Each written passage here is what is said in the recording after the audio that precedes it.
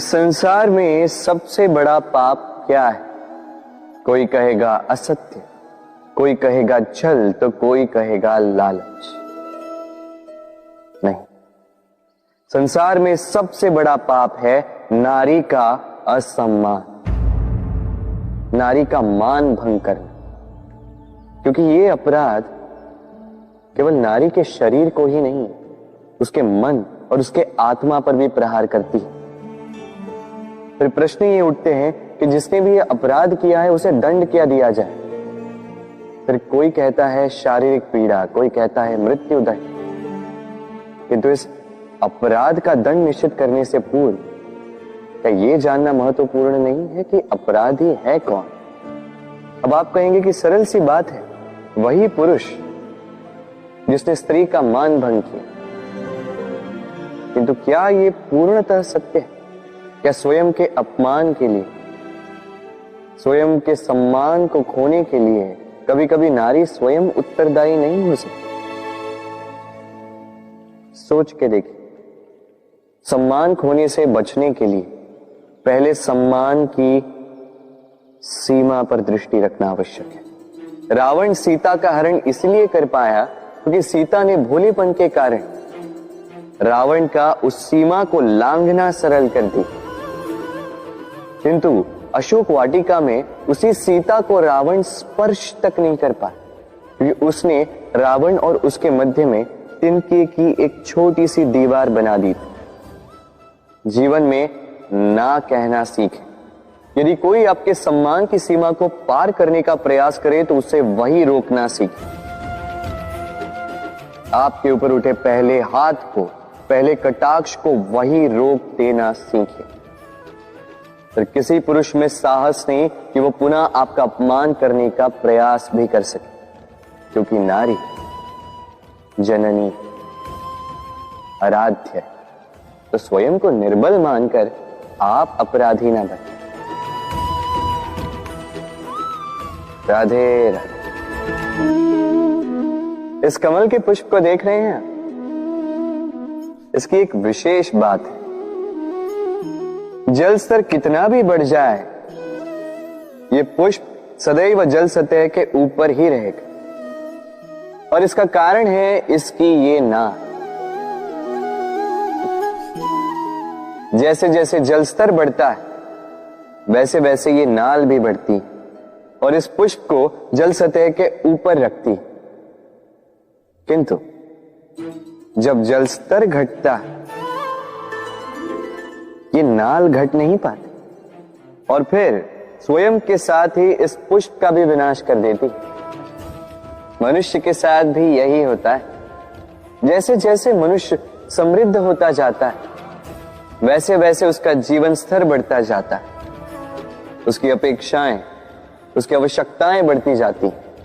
किंतु जब संपन्नता घटने लगी उसकी आवश्यकताएं कम नहीं हो पाती और फिर इसी कमल की भांति मनुष्य भी टूट जाता है।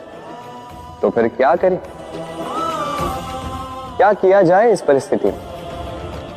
जीवन स्तर बढ़ाना छोड़ दे? कदापि नहीं। किंतु जीवन स्तर बढ़ाने के साथ साथ ही अपनी आत्मशक्ति को सुदृढ़ करें। संकट का समय आने पर आप अपना जीवन कैसे व्यतीत करेंगे इसका अभ्यास करें, क्योंकि जीवन स्तर और जल स्तर तो घटते बढ़ते रहेंगे। ये आप पर निर्भर करता है कि आप इन दोनों के बीच का तालमेल कैसे सुनिश्चित करते हैं। राधे राधे। इस हीरे को देख रहे हैं आप? लाखों करोड़ों वर्षों तक धरती के गर्भ में रहने के पश्चात ये इतना कठोर बनता है। किंतु जब खान से निकाला जाता है कोयले की ही भांति होता है, श्वेत, कठोर, निस्तेज। किंतु जब इसे तराशा जाता है तब इसे तेज प्राप्त होता है और तब ये अपना मूल्य बढ़ाता है। संसार में मनुष्य के साथ भी यही होता है। मनुष्य की बुद्धि, मेधा, अनुभव उन वर्षों के कारण नहीं बढ़ती जो वर्ष हमने हमारे जीवन में व्यतीत किए, बल्कि उन क्षणों से निखरती है जब हमने कठिनाइयों का सामना किया, चुनौतियों का सामना किया, संकटों का सामना किया, छल और पीड़ा से। इसलिए यदि आपके जीवन में आपके सामने संकट आए, चुनौतियां आए, पीड़ा आए, तो उसे भयभीत मत होइएगा, उसका स्वागत कीजिए, क्योंकि यही परिस्थितियां आपको वो अनुभव देगी जो आपको प्रबुद्ध करे। राधे राधे। प्रकृति ने हर जीव में एक भाव भरा है ताकि वो निश्चल ना रहे, कुछ न कुछ कर्म करता रहे, और वो भाव है भूख। संसार में हर जीव, हर पशु, पक्षी, प्राणी परिश्रम करता रहता है अपनी इस भूख को मिटाने के लिए। परंतु क्या अन्य जीवों की भांति मनुष्य की भूख भी पेट तक ही सीमित रहती? तन की भूख मिटाते मिटाते कब ये भूख मन और माया की तृष्णा में बदल जाती है पता ही नहीं चलता। और अधिकतर ये तृष्णा धन संग्रहित करने तक ही रह जाती। अपना जीवन जीना छोड़कर किसके लिए ये धन संग्रहित कर रहे हैं? आने वाली पीढ़ी के लिए। बड़ी विचित्र बात है। अपना जीवन जीना छोड़कर धन संग्रहित करते करते अपने जीवन का सुख भी मिटा रहे हैं और आने वाली पीढ़ी को कर्म करने से भी बाधित कर। पूत कपूत तो क्यों धन संचय, पूत सपूत तो क्यों धन संचय। अपनी संतान को संस्कार दीजिए, धन नहीं। यदि संतान संस्कारी हो तो अपना स्वयं का एक संसार बना लीजिए। यदि असंस्कारी हो तो आपका बना बनाया संसार यूं ही नष्ट कर दे। इसलिए जीवन में यदि कुछ संचय करना है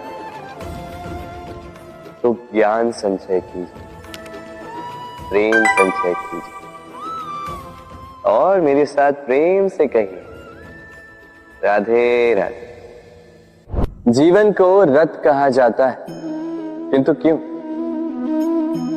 अब आप कहेंगे कि इसलिए क्योंकि जीवन भी रथ की ही भांति चलता रहता है।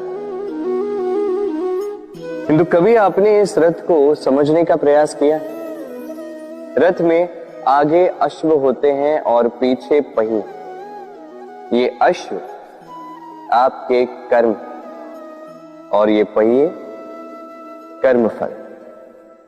ये अश्व जहां जाते हैं, ये पहिए उसी के पीछे पीछे आते हैं। यदि आपके अश्व यानी आपके कर्म शुभ सरल मार्ग पर चले तो आपकी यात्रा आनंदमयी होगी।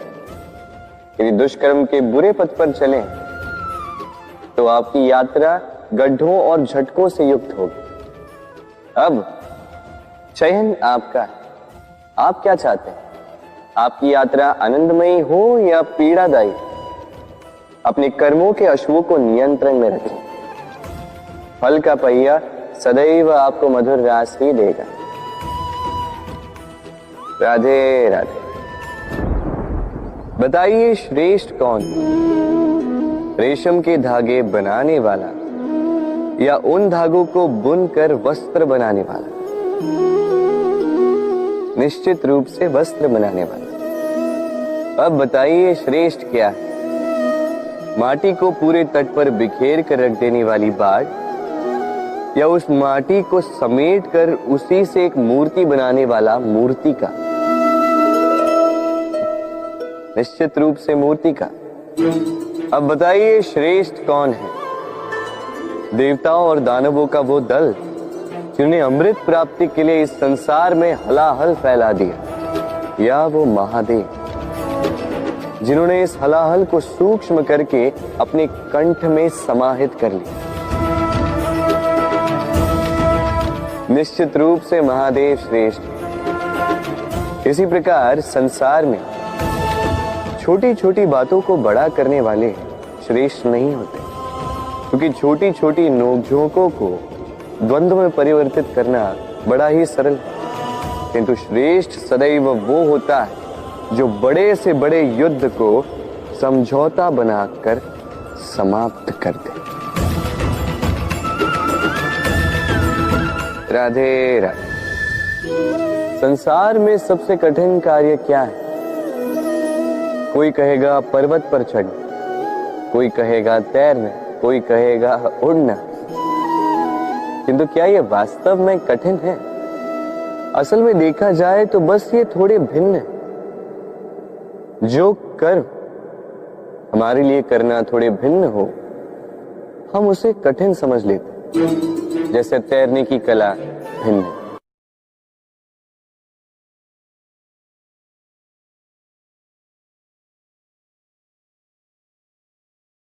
बड़े ही परिश्रम से इसे बनाती हैं, अपने शरीर के रस से इसे बुनती हैं।